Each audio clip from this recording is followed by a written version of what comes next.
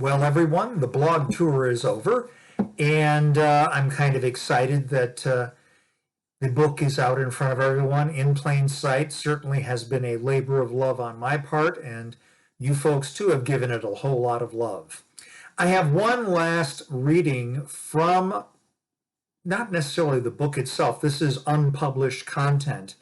Um, Most of you by now realize that the book is non-traditional, not only in its plot line, but also in its structure. So therefore, there is no epilogue, which has become sort of a tradition in JAFF and Austen-esque fiction. It's the idea was to, well, we're going to tell everybody what the happily ever after is. I am a firm believer in that our characters have already found that and they're on their path to happily ever after because they are happily ever now. What I'd like to offer you, though, is the epilogue if I had written it for the book in plain sight. So let's go without further ado. This is an epilogue of sorts. Watson's Mill, Meryton, August 8th, 1819. The bread line snaked past the trestle tables set up by the mill's chained and padlocked iron gate. The counters were staffed by a patchwork of neighborhood notables, leavened by folk whose hands showed the wear and tear of daily toil. The continuing economic collapse had left those dependent upon the now silent spinning jennies and looms on the brink of starvation. Even in the midst of this privation, scarecrow children clad in rags gamboled around the flagged mews laid between the 5-story brick edifice and the great mill pond. The sturdiest mother's heart or aunt's nerves palpitated when youthful exuberance threatened to overcome good sense as one little one or another streaked toward the greasy waters that usually fed the great wheel powering the factory. The watercourse was still now, its force unnecessary. On the far side of the pool, the Lee Mimram Canal was filled with brackish sludge. The refreshing surges of Mimram water that usually swept through the channel were non-existent in this time of crisis. Great cauldrons of soup steamed in the morning air. Freshly baked bread contributed a yeasty aroma that spoke of brighter days. Granaries controlled by Meryton's squirearchy had been thrown open to feed the unemployed. Estate mistresses turned out their attics to fill the levy for the Longbourn Chapel's poor box. Mr. Benton, an archdeacon for the St. Albans diocese, and Mr. Tomlinson, the town's Methodist speaker, policed the queue, collecting tidbits of news from their female parishioners. This was not gossip, but rather a taking of the temperature of the neighborhood. Benton would gather tales of drunkenness, illness, pregnancy, and malnutrition, and add them to his wife's burden. Mrs. Mary would take that intelligence and confidently march into Meryton's 24 parlors of note, and prod ladies to do their Christian duty. She was not above leaning upon her connections. Elizabeth Darcy, Jane Bingley, and Georgiana Cecil often would add their considerable social weight through gently worded invitations to events in town. Today, though, Mary Benton, her hair hidden beneath a kerchief, was ably supported behind the tables by only Mrs. Wilson, now Pemberley's housekeeper, and her husband, whose broad shoulders easily hefted the kettles of stew from the ground to the table. Tomlinson, lately a sergeant in His Majesty's army, leaned upon his earlier experience to winkle out the scent of discontent. He had opened the good book when he had closed his military career. Tomlinson believed that a man served the Lord first, but he could also support the realm in second place.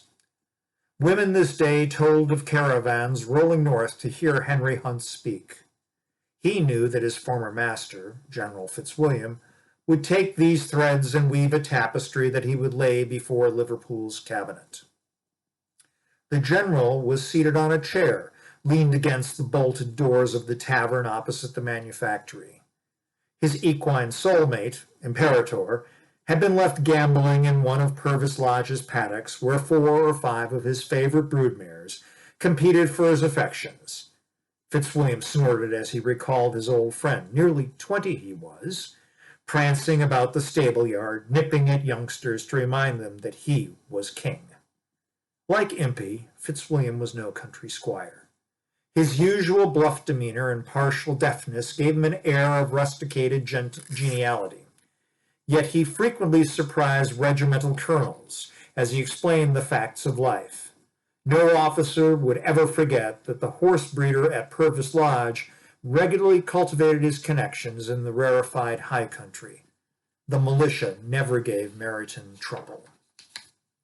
Comfortably tilted back next to Fitzwilliam was James Foote. Foote's invisibility, growing from his time as a Longbourn servant, had served the general well as he stage managed the dark ballet that kept the Tsar, Metternich, and Talleyrand in their respective boxes. Foote was adjusting to fatherhood as his wife, the former Miss Tompkins, had recently birthed their second son. She was seated beneath an oak that shaded the town square. Mrs. Foote, along with Charlotte Fitzwilliam, kept a weather eye upon a dozen children from various branches of the Longbourn family. Also enjoying the cooling shade were two old friends. The black and white board lay upon a portable table set between them. Moves were made, but both men, widowers now, after the fever in that year 17, had swept off their ladies, spent more time chatting with each other about things of which old men often do, of the world as it was when they were young. Michael Hastings, now retired, in the midst of his bereavement, had found himself taking advantage of a long-standing invitation to visit Pemberley. There he met his college friend, Tom Bennett, who likewise was draped in black. The pair would sit side by side in the great library, a stack of books and a bottle of port between them. Before long, they reignited their ancient comity, realizing that loneliness was the quickest path to the grave for men of their ilk, and an unspoken agreement was reached. Hastings closed up his Derby house and moved into Longbourn with Bennett. The judge's hand hovered above his castle. A staunch Tory, Hastings always favored his bishops and rooks. A snuffling sound distracted him. Affecting a grim look, he speared the miscreant with a beam from beneath bushy brows. The curly-headed youngster, old enough to be out of leading strings, but not so grown as to have escaped the nursery table, was unmoved. He had the courage of a child, well acquainted with the fact that the moon and the sun revolved around him. Hastings growled. "Well, son, to whom do you belong? All of your cousins look like Mr. Bennett here," he waved at his opponent, who unsuccessfully tried to stifle his guffaw, "and I find myself at a loss." The little fellow stood straight and confidently began. "Of course I take after Mr. Bennett. He is my grandpapa, after all. I am a Darcy." Then Master Darcy leaned in and confided, "My mamma told me that we were not Darcys today, but rather Smiths." So saying, he scurried off to join his older cousin, Miss Amelia Bennett, who had her head bent over a copy of Mrs. Sherwood's History of Little Henry and his bearer. While Bennett Darcy had his letters, Amelia was becoming more comfortable with the shaping of words. A ripe old 7 years she was. "And where are the Smiths?" Hastings quizzed his housemate. Bennett pointed with his chin as his eyes returned to the chessboard. "Last I saw, Lizzie and Will were strolling along the towpath." The shingle crunched beneath their feet as they left Meryton behind and approached Longbourn. The lady was clearly with child. Elizabeth looked up at Darcy and smiled. "You know how happy you've made Mary and Edward. They have been feeding and clothing the Mill families for months. Usually it's just Charlotte and Richard manning the barricades. Mary knows that you would be loath to leave Pemberley in August with your pending confinement. I will own that I would have preferred the coolie. Oh, I am sorry, friends. Once again, I'm not Amanda. Let me try to read this paragraph correctly. Mary knows that you would be loath to leave Pemberley in August with my pending confinement. I will own that I would have preferred the cooler Derbyshire climates to semi-tropical Meryton. However, you appeared in our sitting room one morning and stated, 'You are yet able to travel,' Edward wrote me telling of their work at Watson's, and he is concerned that your sister was wearing herself thin. She could use our help. And you were correct, dearest. Mary is like a terrier and will just not let go or ask for aid. Darcy looked down at his wife. The toes of his worn work boots kicked out from beneath the simply hemmed cuffs of his canvas pantaloons.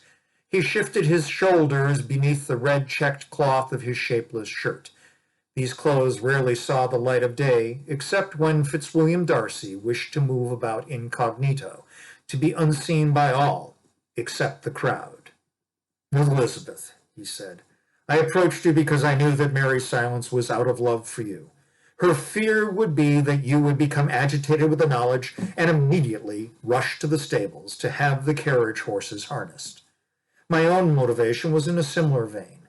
I knew that if you had learned of this situation, you would have worried yourself trying to encourage me to overcome my protective nature and allow us to travel.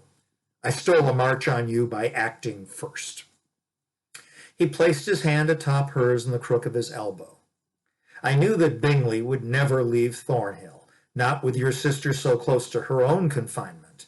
I had hoped to console myself with the thought that Mrs. Denny and Mrs. Keith would be in town. Then we could let this opportunity be of service pass. But I soon wondered if the militia had relocated to Brighton. Elizabeth nodded. Your instincts were correct. Kitty, as the colonel's lady, is installed in her Regency Square townhouse, lording it over the regiment's wives. As for Lydia, she's gone to her house in Bristol to await Captain Keith's return from the Orient. 'Twas sweet of Charlotte to gift my sisters their own vacation by taking the children for the summer. Darcy smiled. Acting on impulse was the right thing to do. I vow, Elizabeth, I'm becoming more like Bingley every day. Speaking of things Bingley, and I ask this for informational purposes only, have you heard anything about the Soameses? Elizabeth peered up at him from beneath her brim. It has been 7 years. Not once in all that time have you asked about that awful man and his wife. 'Tis a time I would prefer to forget, dearest, he softly replied, focusing his eyes toward where the Arrow Strait ditch crossed into Longbourn. His wife sighed and answered. Sir Thaddeus's son is at Cambridge. His eldest daughter turns 17 in February. Jane tells me they wished to launch Miss Soames into society this past season, but had to wait until May. They took a house in Portman Square. The Countess of Matlock wrote to say that she assisted, not wishing to punish the daughter for the sins of the parents. She found one of her friends to sponsor the girl at court. That acquaintance also threw a small soiree where Miss Soames played and sang. Apparently that, and her £22,000 dowry, landed her an offer from a viscount's second son. Darcy nodded as they continued walking. After several minutes, he continued. Lady Soames must have been thrilled with her stepdaughter's success. Elizabeth could feel her husband's arms tense beneath her hand. William, it is ancient history. We have 3 darling children and another on the way. We are done with them. Darcy relaxed. And how many children has Sir Thaddeus gotten upon his wife? Surprised at the sudden change in direction, Elizabeth replied, 5. Darcy's voice rumbled, shivering her entire being. 5 to year 3, Mrs. Darcy. Miss Bingley, or should I say Lady Soames, is undoubtedly more accomplished than you.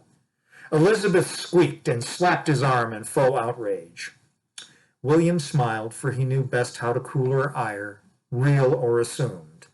Although his wife would never admit it, her pride over her appearance, although burnished by her own experiences in Hedgebrook's halls, still burned as brightly as when she was but a maiden, spinning across the dance floor.